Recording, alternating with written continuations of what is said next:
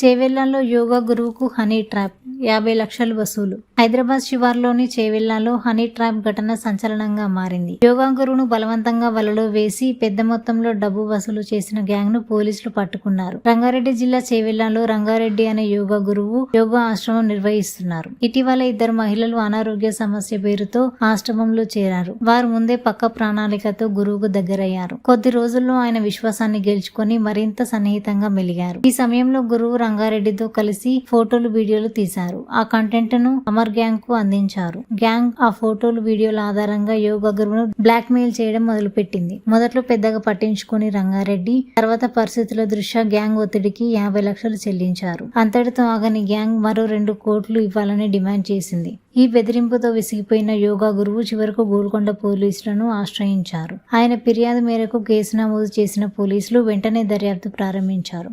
ఈ క్రమంలో గ్యాంగ్లో కీలక పాత్ర పోషించిన 5గురిని అదుపులోకి తీసుకున్నారు. ప్రస్తుతం కేసు దర్యాప్తు కొనసాగుతుంది. ఈ హనీ ట్రాప్లో ఇంకా ఎవరెవరు ఉన్నారనే కోణంలో పోలీసులు విచారణ జరుపుతున్నారు. త్వరలోనే మరిన్ని వివరాలు వెలుగులోకి వచ్చే అవకాశం ఉంది.